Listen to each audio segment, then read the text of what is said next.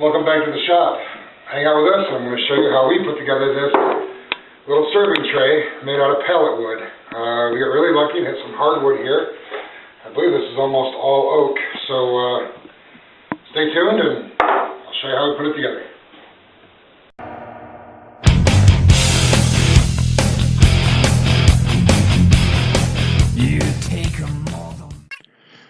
Well, here we go again.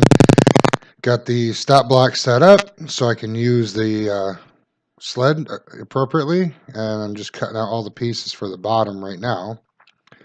As you'll see in a few moments, we're going to be doing an awful lot of work on the sled for this project here. It just makes everything more consistent and easier to manage. There's the glue up from the bottoms all being done, and now I'm going to reset the stop block. This time I want to be able to do the sides long enough that they can overhang the end pieces there. So I'm going to put in both pieces to get the proper width, and that way I don't come up short when I go ahead and assemble later on. I get a little paranoid, so I double check and triple check everything, make sure all my boards are the right ones that I want to use, getting rid of all the pieces that have, too big of a split or some other defect I didn't really want to have to deal with. Then clip off the ends and go ahead and cut them all to size. Now you're going to notice that I'm making enough pieces for 2 trays in this video. I'm only going to demonstrate the one. The other one wasn't ready to come out of the clamps when it was time to put this video up. Now here I'm going to cut the end pieces right even with the width of the board that we use for the bottom. And it's the same basic process every single time we hit into one of these projects.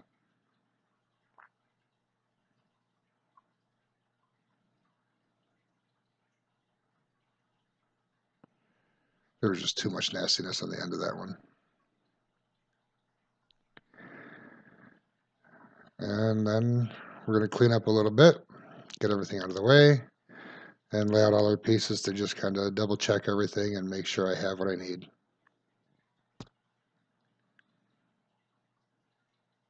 I probably should start using the vacuum for that instead of just the broom, because I wind up having to vacuum it off the floor later anyways. Take the 2 ends and tape them together. This will make it a lot easier when I head over to the drill press to make sure that my handles are lined up on each independent serving tray.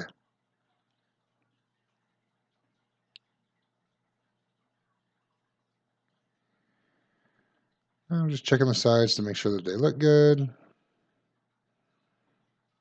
And then heading on over to the drill press. I'd already hogged out 2 of the pieces, or 2 of the holes by the time I got to this video. So I went ahead and just chopped out a couple more spaces in between, and then sent it over to my kid to hit it on the jigsaw, or excuse me, the scroll saw, and get everything evened out and looking real good, easy to hold on to.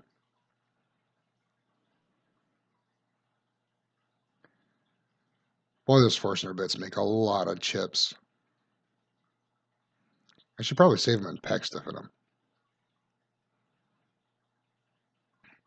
Let me know what you do with your chips down below in the comments.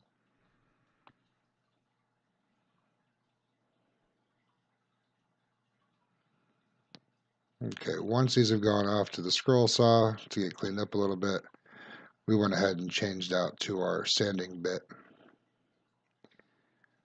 And just started evening them off inside, doing one, then dropping it down, doing the other end, occasionally flipping them over.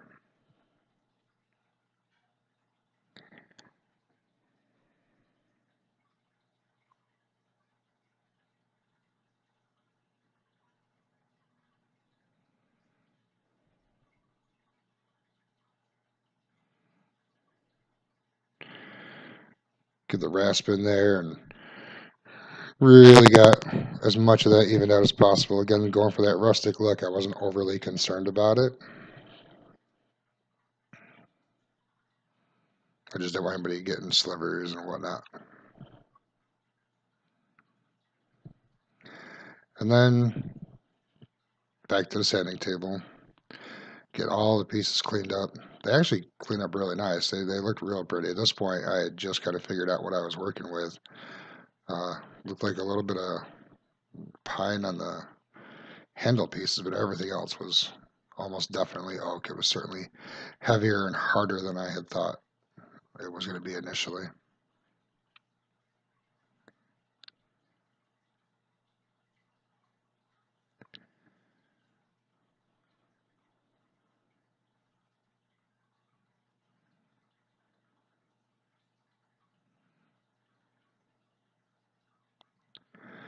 And after the handles were done, and the sides, I started on the bottoms. I'm telling you, I had a little bit of difficulty. They warped a little bit when they were in the clamps, and really just weren't quite evening out the way I had hoped that they would. And with hardwoods, it's kind of a pain to get in there with the sander. So I grabbed a little block plane and started kind of working with that for a little bit.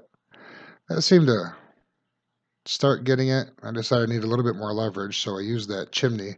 Yes, that's actually a chimney in our wall, and got a little bit more leverage on that plane, and it was starting to get there. It was really starting to smooth out, and I was I was happy with it, but I wasn't 100% satisfied.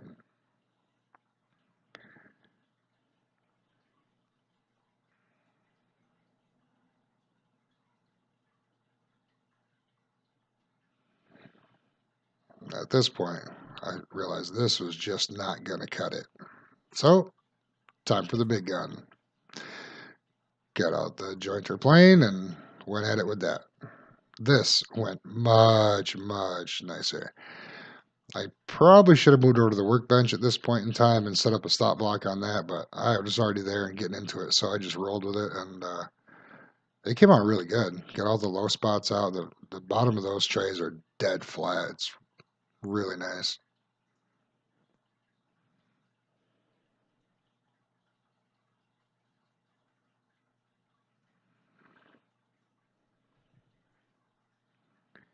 Of the three hand planes, this one here is probably my favorite. This is like, I don't know, 14 inches long or something. It's pretty big. My other one's a little bit longer than this, coming at around 16 or 18 inches, and they are wonderful.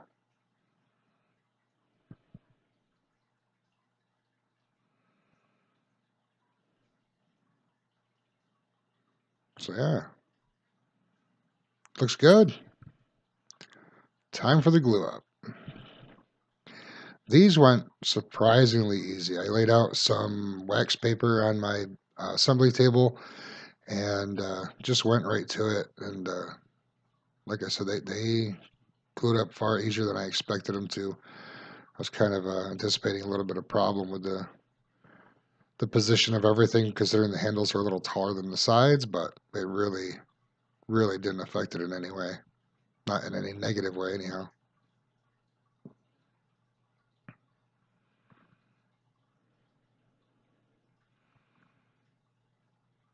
And for those of you from Stamp Bears, yes, that's my Stamp Bears hoodie that we made a couple years ago.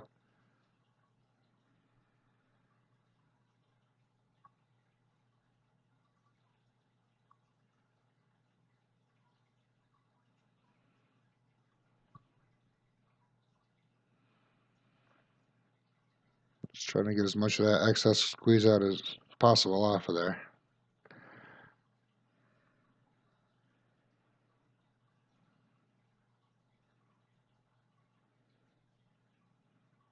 Those little dollar store spatulas are just wonderful for digging out that glue.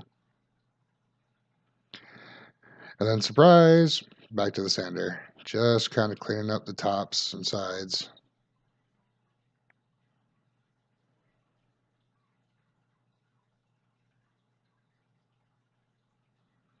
Making sure as much glue is squeezed out as possible is off of there, and any other imperfections that I noticed along the way. Yes, I'm aware of the cracks. We reinforced with a little extra glue after the shooting of the video. Um, Trying to keep that rustic look without weakening it too much, so I didn't want to try to drive nails or anything else like that in there, being such a thin board. These are just under a ½ inch thick on all those boards.